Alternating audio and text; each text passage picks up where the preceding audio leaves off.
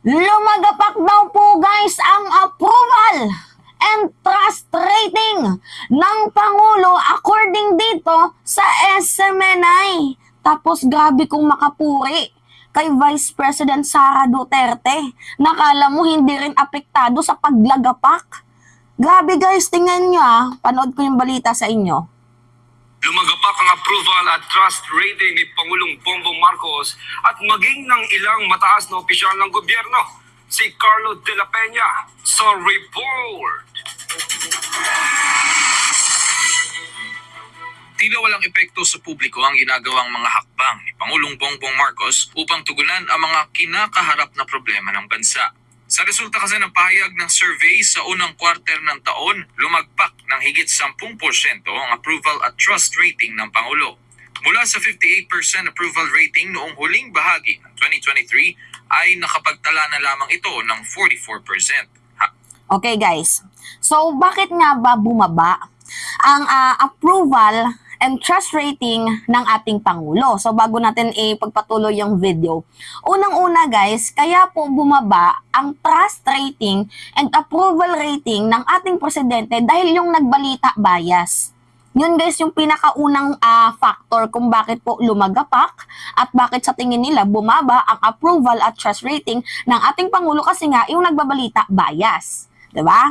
So pangalawa, ano yung reason kung bakit nga ba bumaba? Dahil hindi naman po tumutulong ang ating Vice Presidente. Ang daming problema ang kinakaharap ng ating Pangulo. Yung Vice Presidente wala.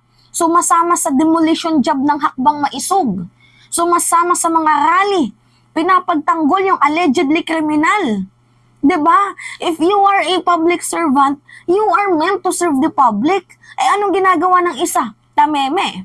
'Di ba? Pangatlo, kung bakit bumaba ang approval and trust rating ng ating Pangulo, kasi lahat ng mga nangyayaring kamalian dito sa bansang Pilipinas, lahat ng sisi kay President Marcos.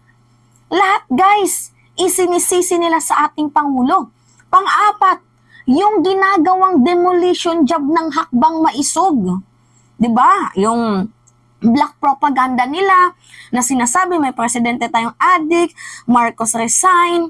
'Di ba?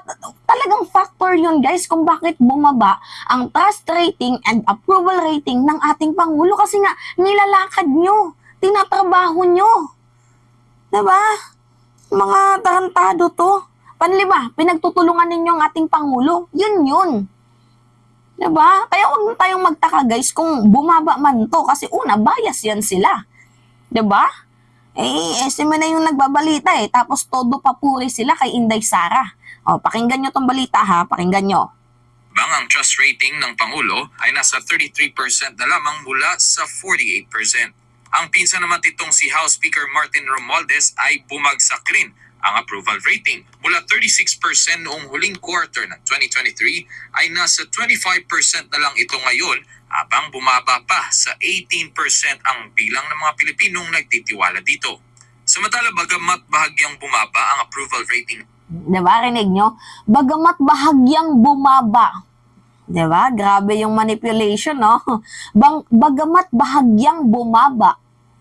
Tapos kay President Marcos lumagapak. Pares lang din naman yun. Pinabangon nyo lang yung term dito kay Sara. Kasi nga, supporters kayo. Diba? Tuta kayo. Tarantado to. Pakinggan nyo Vice President Sara Duterte ay nananatili pa rin itong mataas na nasa 53% habang nasa 46% naman ang trust rating nito. Sa kabila naman ito ng kaliwat ka ng propaganda na ibinabato sa kanya gaya ng pananahimik umano nito sa issue sa West Philippine Sea. Maliban kay VP Sara, bahagyaring bumaba. Okay. 'Di ba sabi dito, bahagyang lumagapak kuno. Pero, guys, yung punto dito, parehas silang bumaba. Although sabihin na lang natin na kahit mababa itong si Inday, pero yung number niya mataas pa rin. Alam niyo kung ano yung factor nun? Unang-una, wala naman siyang ginagawa. 'Di ba? Lahat na lang akay-akay ng Pangulo. 'Di ba? Paano yan bababa? Hindi nga nagtatrabaho. 'Di ba? Paano yan bababa? Hindi nga nagtatrabaho. Puro lang pamilya. Ko po. approval at trust rating ni Senate President Juan Miguel Zubiri at Supreme Court Chief Justice Alexander Quismondo. Isinagawa naman ang naturang survey mula March 14 hanggang March 18 ngayong taon na may 1,500 adult respondents sa buong bansa. Para sa Diyos at sa Pilipinas. Pero guys, sinasabi ko sa inyo yung mga survey firm, alam nyo naman na karamihan, diba? Publicus Asia, siguro kabit to ni Malutikia. I really don't know kung part dyan si Malutikia sa Publicus Asia, pero narinig ko yan noon na to ni Malutikia. Diba si Malutikia, ng mga Duterte. So what do we expect? Diba? Hindi naman kasi lahat ng survey firm totoo. Yung iba dyan may lagay. Tapos yung iba tuwang-tuwa pa sa hindi guys sumasalamin sa 1,500 respondents ang muka ng buong Pilipinas. Guys, 32 million yung botante. Tapos 1,500 lang yung in-interview nyo. So, gaano yan ka-reliable? Diba? Tsaka, yung Publicus Asia, guys, sa mga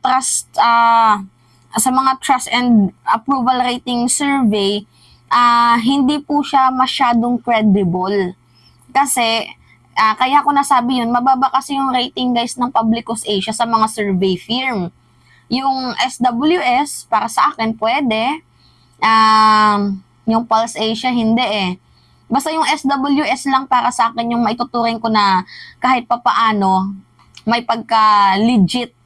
Yun guys. Hindi naman kasi natin masasabi na lahat ng survey firm totoo. And sabihin na lang natin na bumaba ang trust rating and approval rating ng ating Pangulo kasi meron namang factor kung bakit bumaba.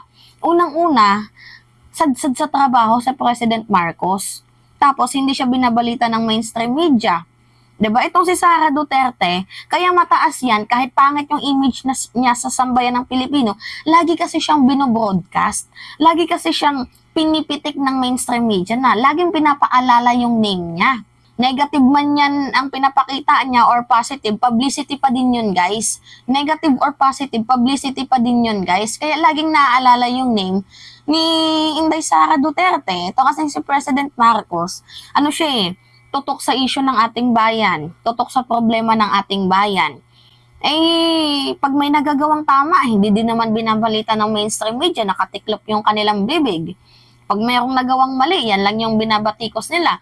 Hindi man lang marunong magpasalamat. Tingnan nyo Una, dumami ang trabaho kaysa sa panahon ng mga Duterte. Hindi man lang nagpasalamat. Mas madami ang nahuli ng mga durugista kahit hindi madugo ang pakikipaglaban niya sa war on drugs. Hindi rin ibinalita. 'Di ba? Yung pagbaba ng inflation, hindi rin ibinalita. Alam nyo guys, madami pong ginawa ang ating presidente na talagang literal na nakatulong, nagpaunlad na sa ating ekonomiya, sa ating bayan. Ang problema lang kasi, ang pinipick up lang ng mainstream media is yung pagkakamali. Ang pinipick up lang ng mainstream media is yung negative na news. Wala tayong magagawa dito Yan talaga yung trabaho ng mainstream media, may pagka-bias din. So ako guys, syempre matagal din naman ako dito sa sa platform ng ng YouTube ko. Nakikita nyo naman yung ginagawa ng ating presidente, binobroadcast natin yan. Kahit hindi binobroadcast ng mainstream media, nandito tayo. So, huwag kayong magpapauto sa mga ganyan. Ngayon, tuwang-tuwa sila kasi planado na yung survey na yan. Pero malalaman yan, guys, yung totoo. Kapag, nagkaroon ulit ng eleksyon. 'Di ba? Tingnan nyo, itong si Sara, naunahan na nga siya ni Tulfo 'Di ba? Sa pagiging presidential candidate, naunahan na siya ni Tulfo na mas madami na yung nagtitiwala kay Tulfo. Humahabol na din si Leni Robredo. 'Di ba? Bumabagsak na itong si Sara. Masyado lang siyang pinapabango ng mainstream media. Yun. Katulad ng ng SMNI, 'di ba? Ang balita kay President Marcos lumagapak. Si Sara, bahagyang bumaba lang. 'Di ba? Parang tanga. Nandun yung manipulation nila. So, huwag kayong magpapaniwala sa mga ganyan, guys. Nililito lang kayo nila. Huwag kayong magpapauto, huwag kayong magpapalito, huwag kayong magpapadiscourage. Yan lang yung masasabi ko. So now, it's me again guys, si Mima Alicia nyo, nagbabalik ulit para sa ating panibagong video.